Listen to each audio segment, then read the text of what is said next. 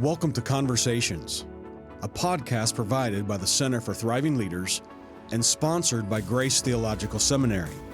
I'm Dr. Trent Lambert, and we are here to help leaders thrive in ministry. Let's jump into the conversation for today.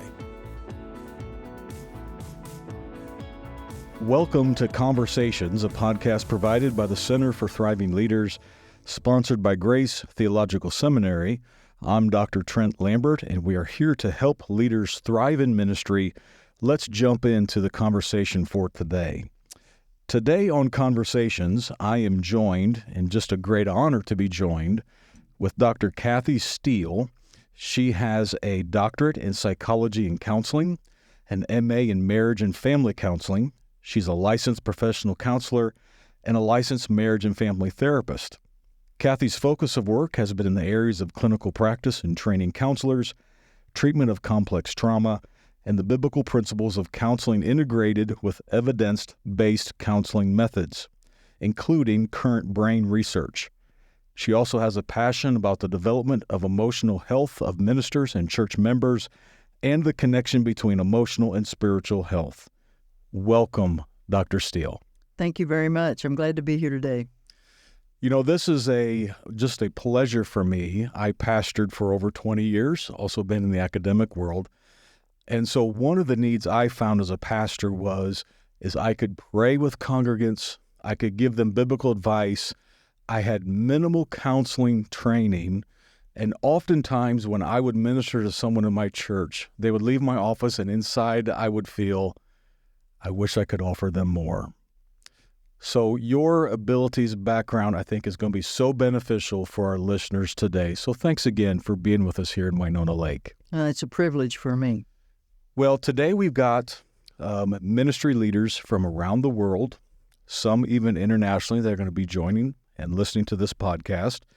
So let's jump right in, and let's start with a conversation, which I hear a lot as I travel across America, and the issues with COVID. And, you know, I'm even a current, or I shouldn't say current, but a previous survivor of COVID. If it wasn't for Jesus intervening, COVID would have took my life. And so I must say, I probably struggle with a little PTSD myself from COVID. Pastors themselves are dealing with this. Congregants are still trying to recover. What's some things that you may have seen or some advice you would give pastors concerning overcoming mental health with COVID? Okay. So COVID had a huge impact, of course, on our culture and society across the board. In fact, across the world, because it was one of the first things that the entire world experienced together, a really difficult, traumatic experience. And an experience that held so much unknown.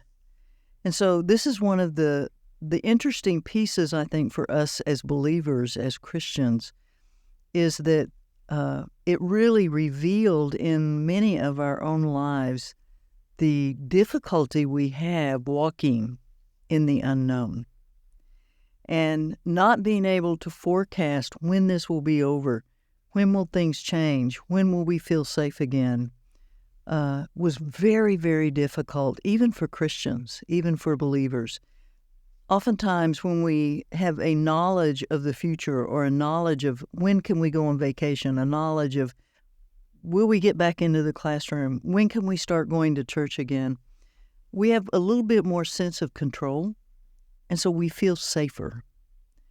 But with everything being turned topsy-turvy, everything above and beyond what we knew and could even forecast, it really impacted our entire sense of safety. So I think even today, people really struggle more with the fear of something like COVID happening again. And the fact that it could once again take us to that no man's land where we don't know where we are and we don't know when it's going to change.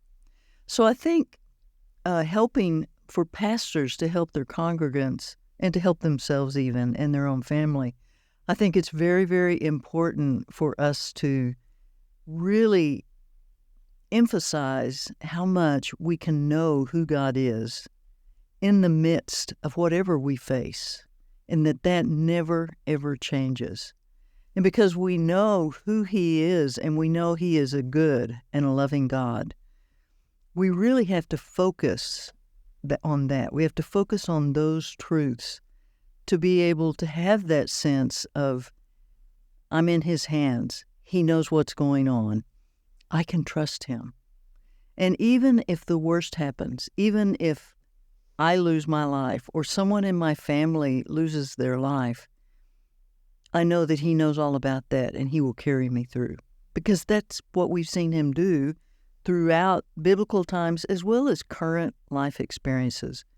But learning to identify those emotions and why we're feeling them, learning to think about God's truth and focus on it to give us strength and to nurture our faith, I think is a key factor for all Christians and all pastors.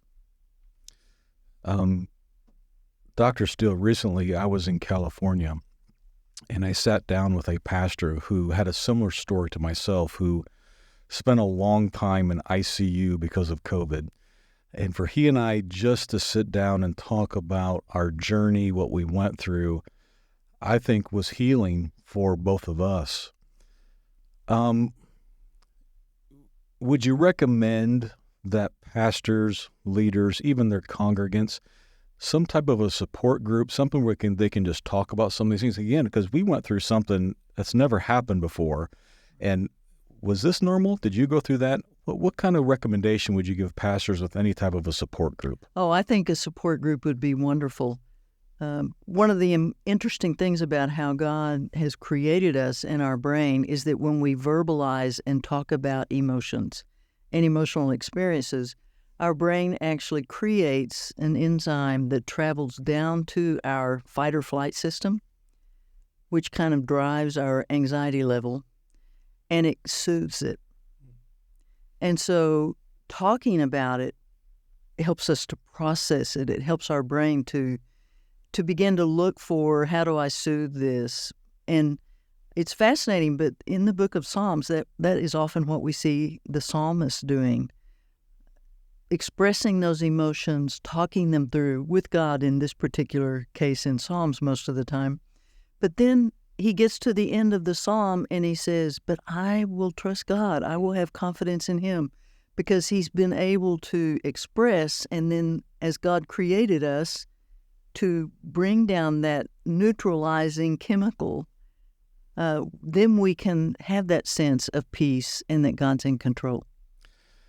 At some point in time, Dr. Steele, my wife is probably going to hear this broadcast, and she has been telling me for years the importance of verbal processing. So yes, thank you.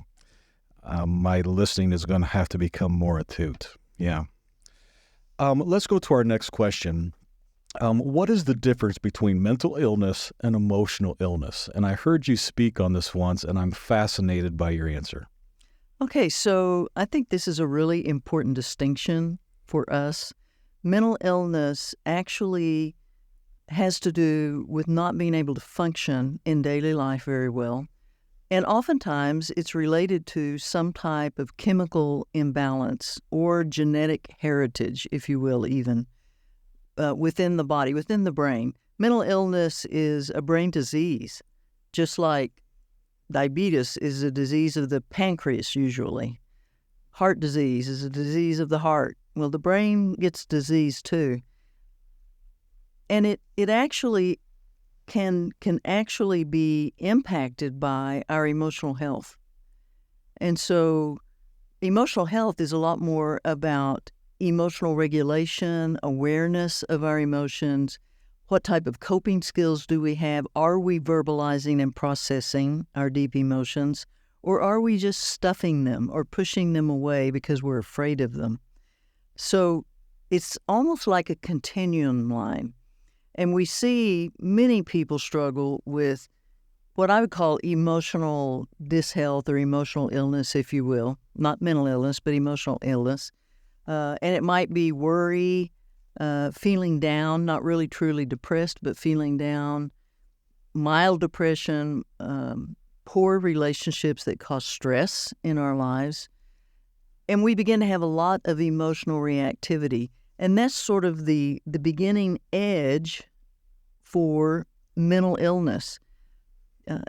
Depression and anxiety are both called the common cold of mental illness. But oftentimes they're not serious enough to be treated by a mental health specialist. But what happens is if life goes along and that continues to get worse because of stressors, and we don't know how to handle it or how to have healthy coping skills, eventually it develops into mental illness. And so then we move along toward more moderate or severe anxiety or depression. Stress gets higher as we get older, especially in the midst of careers and the crazy busy schedules that we live in here in the United States. And then that moves to poor coping skills oftentimes. We might not do anything, which only makes it worse, and we might develop panic attacks or obsessive-compulsive disorder, OCD. Everybody's seen Monk and knows about OCD. But it gets worse. It gets more severe as we go along. Or if we have trauma in early life that we've not been able to process, that can increase the anxiety load. And then we start really self-medicating with usually substances of some kind, or we become an alcoholic, or we become a shopaholic, or we do all of these things. We're trying to cope with our emotions, but they're not healthy coping methods. And so then we truly are struggling with mental health. Not the serious, what I would call serious mental health illnesses like bipolar or schizophrenia, neurodivergent issues, ADHD, those kinds of things, but more things that because they weren't treated early on, we didn't learn how to deal with them early on, they have developed and processed and gotten worse. Just like if I don't take care of my cholesterol level, eventually I will develop heart disease. Well, if we don't learn how to manage our emotions in a healthy way, we will eventually progress along that line of getting worse and worse with our mental health. So emotional health is very important. Mental health, the height of mental health is when we no longer are functioning well in our daily activities. For years pastoring, I would find myself struggling in silence. You know, you deal with issues, you're trying to pastor church, you're trying to lead your family, you have all those pressures. And Dr. Steele, back in the day for pastors, we had to wear the Superman cape and no one could see us vulnerable or weak, right? And so I can remember nights walking my neighborhood at 11 o'clock at night, putting a hoodie on and crying my eyes out before the Lord because you couldn't talk to anybody. And so you tried to deal with the issues yourself. So what would you say to a pastor who's listening today, who's struggling with some of those mental anguishes, and before it gets too late, what would you recommend them to do? Well, I think one of the most important things is we need to have a biblical perspective about emotional duress and problems. We really don't think, I don't think that as a Christian church that we have an accurate biblical concept of emotions. We think that the negative ones are basically to be totally avoided and they're evil, but they're not. Jesus had emotions. God has emotions. Some of those are part of the fruit of the Spirit, like gentleness, patience, kindness, joy, peace. Those are all emotional components. And we really have to learn to think about emotions in the light of that they are a gift from God, and that we want to learn to manage them in the way that God intended for those to be managed. They're really like little warning flags telling us, pay attention, there's something you need to notice, and look at my truth. And so trying to deal with it alone is really not very scriptural. And it's because we feel like we should never be vulnerable, we should never be limited. But Jesus accepted limitations when he came to earth.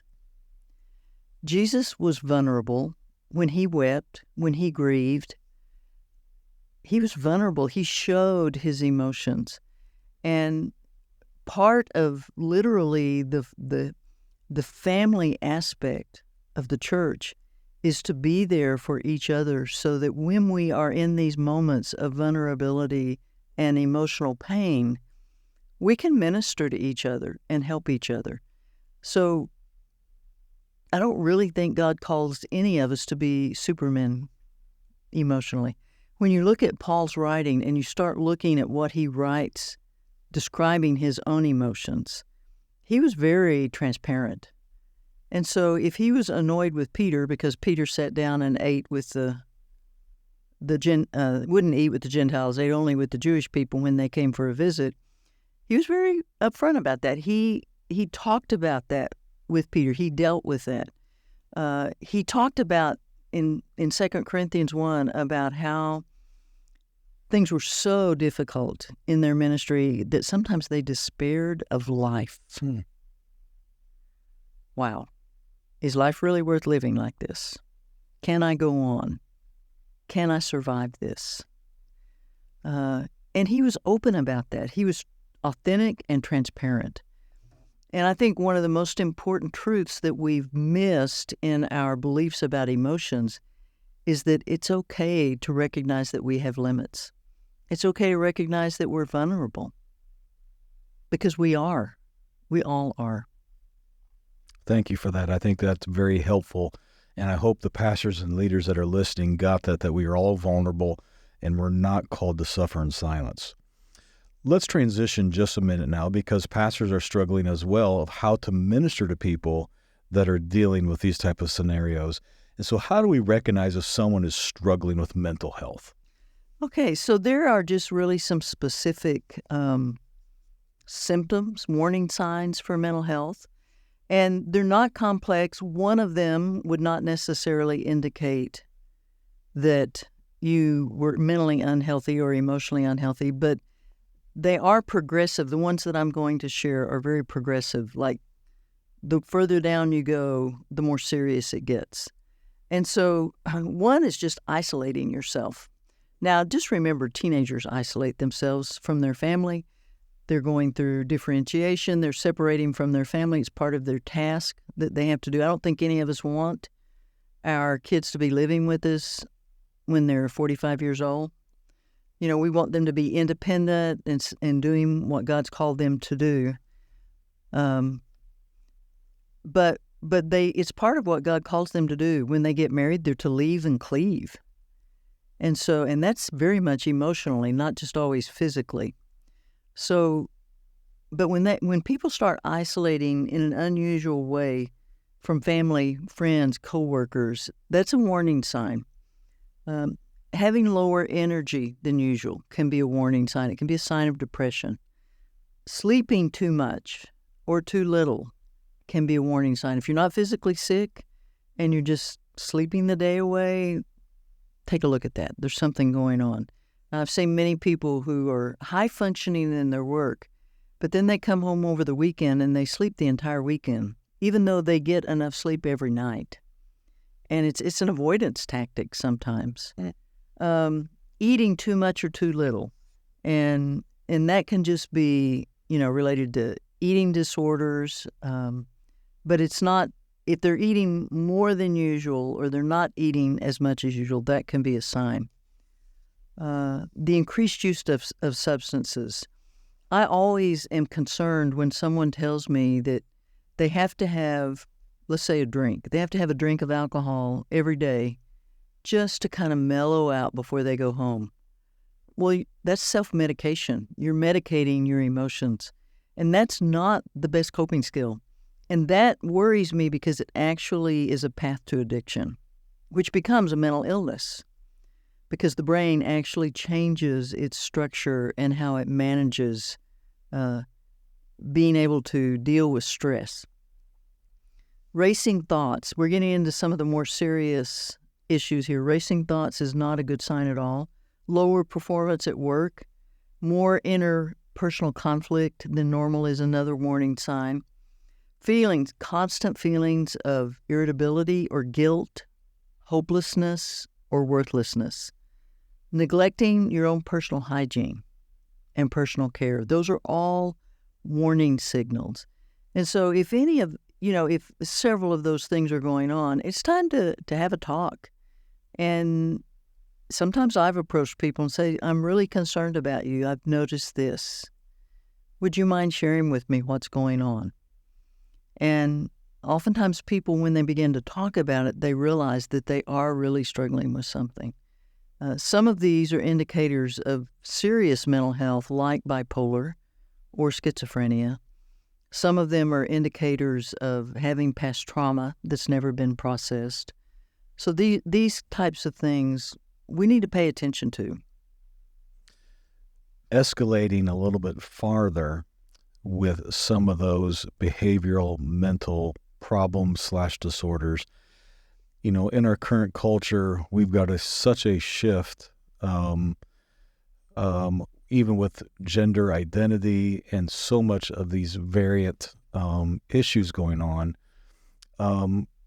As a pastor, as someone who talks with pastors, they're dealing with an increased platform in their offices of people who have suicidal thoughts. How do we help people in our current generation and culture that are having suicidal thoughts or those type of behaviors? Okay. I think this is really important for the church. Sometimes we've had the attitude in the past that if someone has suicidal thoughts, they're just wanting attention. But we should never, ever take that perspective. We need to understand that suicidal thoughts can be very dangerous and can ultimately end in death. So if someone tells you that they're thinking about harming themselves, or they're thinking about life is not worth living anymore, or I just want to go to sleep and never wake up again, all of these things that they might say, we need to calmly and directly tell them about our concern.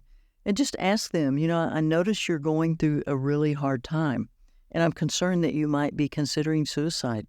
Are you having suicidal thoughts or feeling suicidal?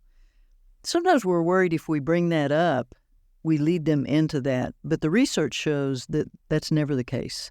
That people, when you start talking about it, it helps them to talk about it. And it helps them to realize sort of where they are coming to. And if they kind of are a little bit hesitant at first, we can say, I respect how hard it is to talk about what's going on, but I care and I want to understand and I want to support you. So we need to remember not to judge. We're not there to diagnose them. We're not there to tell them how to fix this. We're there to listen and give support. And then as they talk, which hopefully they will feel safe enough to talk if you take this approach, you can keep noticing how they're feeling and respond to those emotions. Wow, that has got to be really hard. I can't imagine how painful that is. Using your tone of voice, your facial expression to be gentle and kind and supportive. If you're just really not sure about how best, and this is a recurring pattern for them, and how best to help them, there's actually a crisis text line that you can reach out to. It's called START, S-T-A-R-T. You text START to 741-741. And a trained counselor will work with you to have some ideas about what you might need to do next. If the person has immediate threat, then it's best to call 911 or 988, which is a new nationwide suicidal hotline.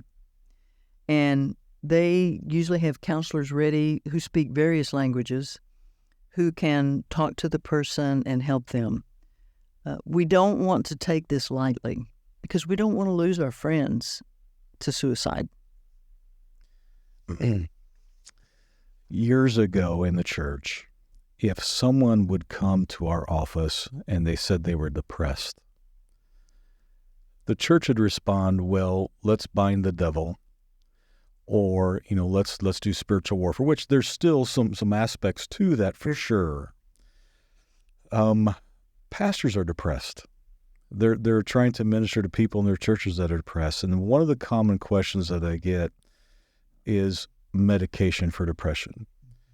What is your opinion as pastors, leaders, and they're trying to, if some are listening to us right now, should I take medication for depression?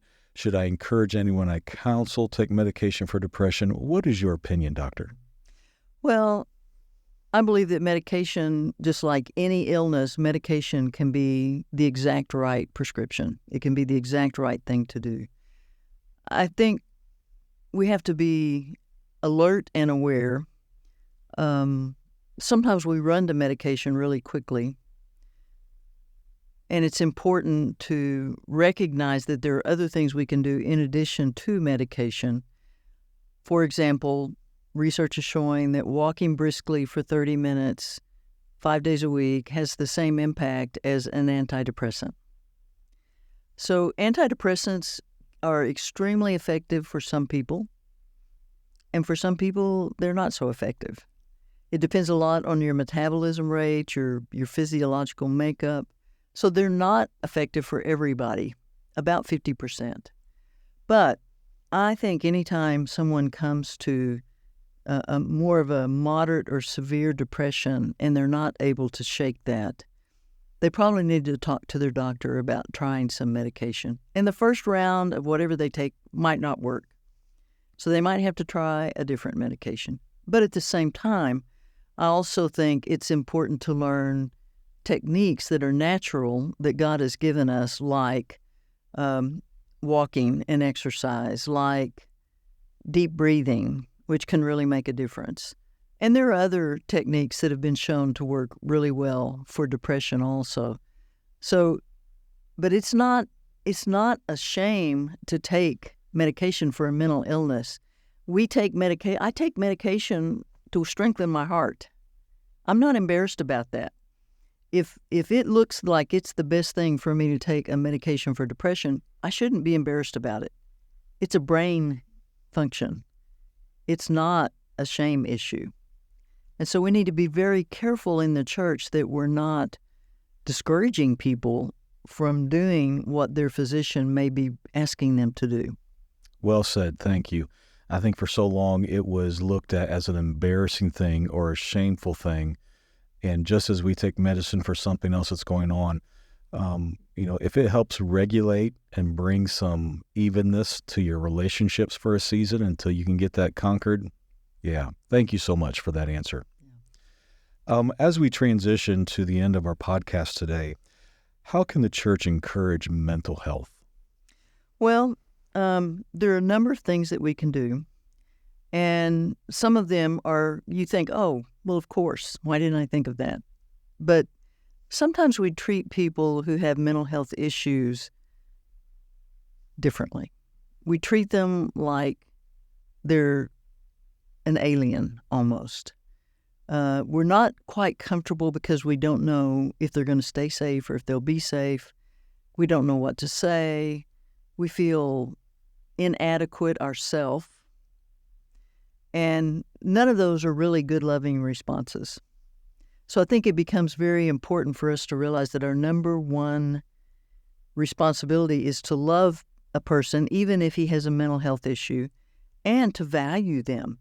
Everybody has value, no matter what their problem is. Just because somebody might have a heart condition, we don't devalue them because of that. And we shouldn't devalue someone who has a mental health condition either, or who is neurodivergent and who their brain functions differently. That's not something they chose. They did not choose that. And so we need to be sensitive to that.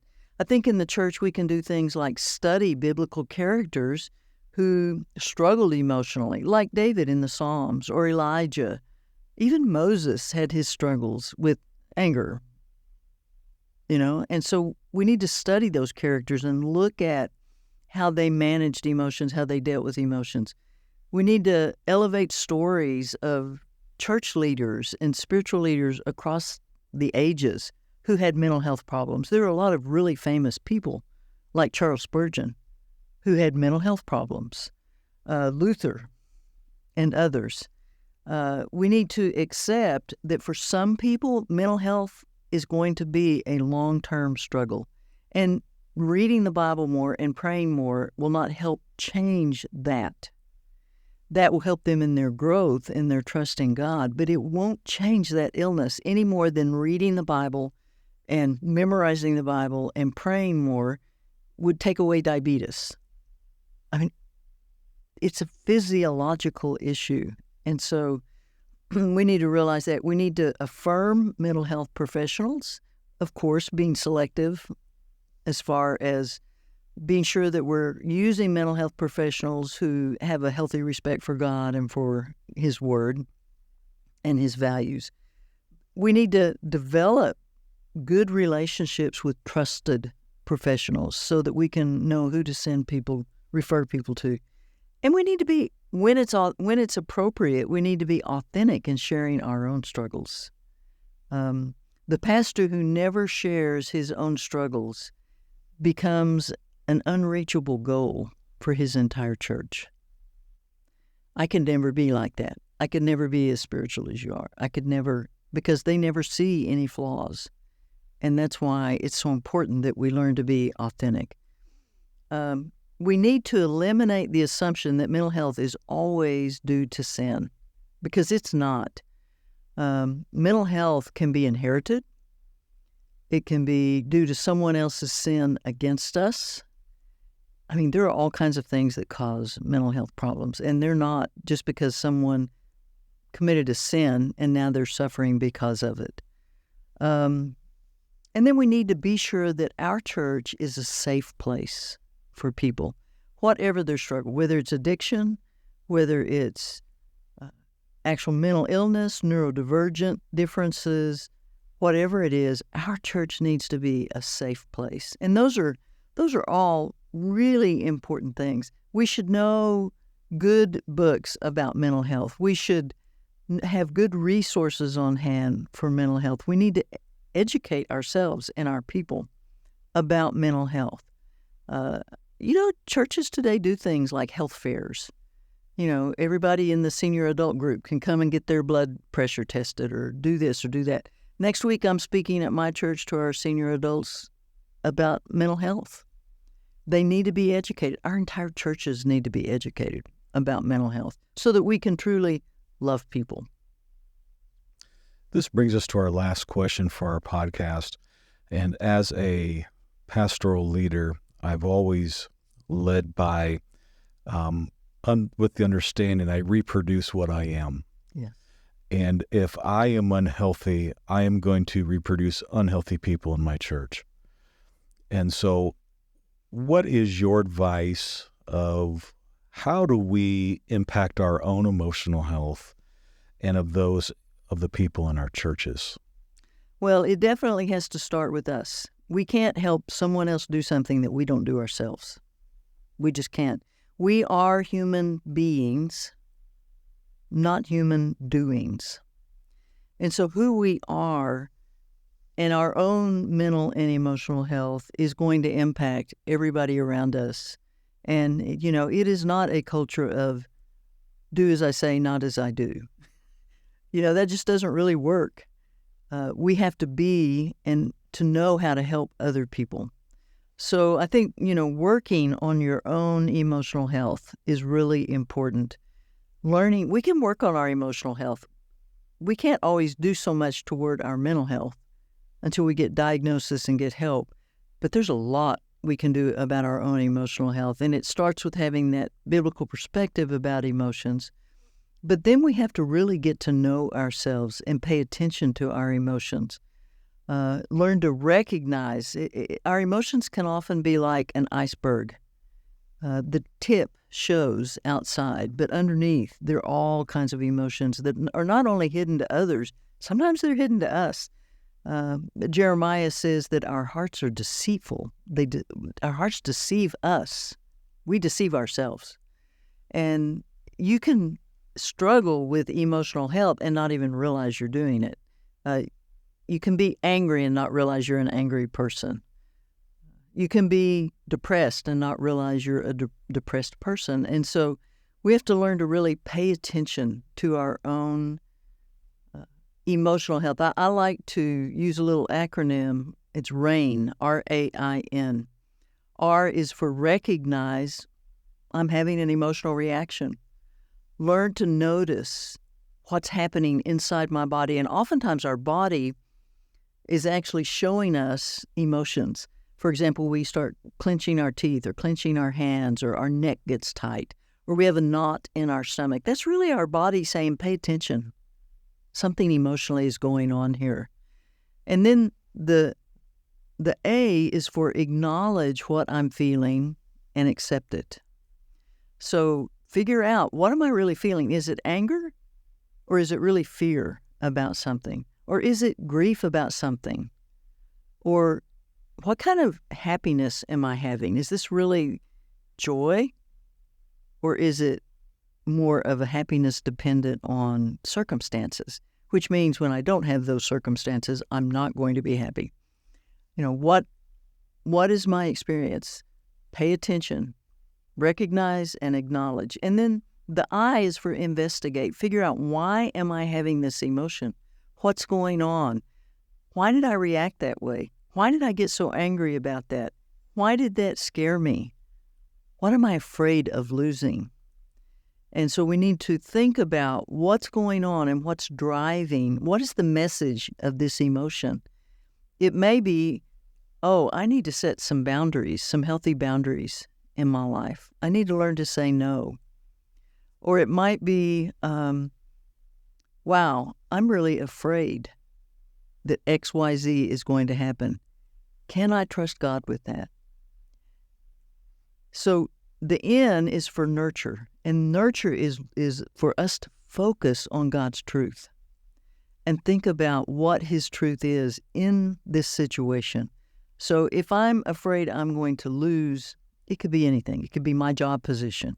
It could be respect from somebody else. It could be losing a family member, losing a child emotionally. They walk away and they don't come back. It could be all kinds of things, but how is God going to help me with that? Does He care? Does He love me? Does He know what's going on? Can He help me know what I need to change within myself in this situation? And recognizing who He is in the midst of that. Nurturing ourselves. Sometimes we need to nurture ourselves physically. Maybe I'm not sleeping enough. Sleep is incredibly important. Maybe I'm not eating healthy. That impacts our emotions. Maybe I'm under too much stress and I need to learn to say no more.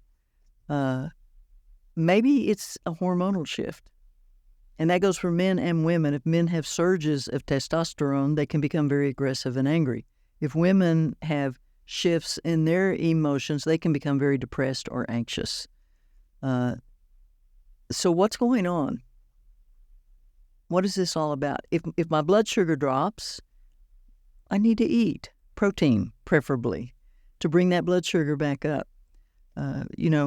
People who have difficulty regulating blood sugar, diabetics and hypoglycemics, their blood sugar shift can actually make them very irritable and have other impacts too in their life. And so recognizing, I know why I'm angry. It's because I'm hungry. Hangry, we call it. So you do something about it. You take care of that need. So if we do these things, recognize, acknowledge, investigate, and then nurture with the truth, we're going to be moving toward greater emotional health.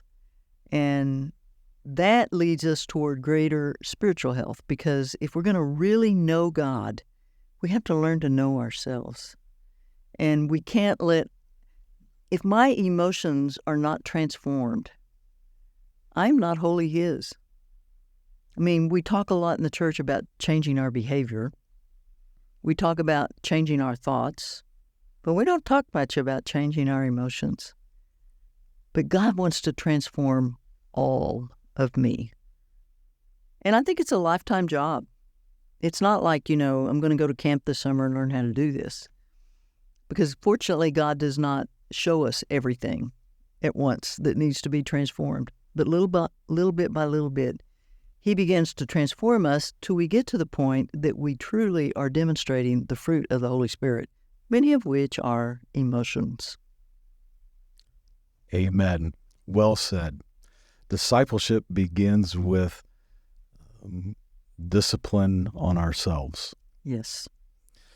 Pastors and leaders that are listening to this, I pray that you have been listening intently, and the importance of self-care, that we truly need to be emotionally healthy and have good mental health if we're going to be great leaders for our families and also for our churches.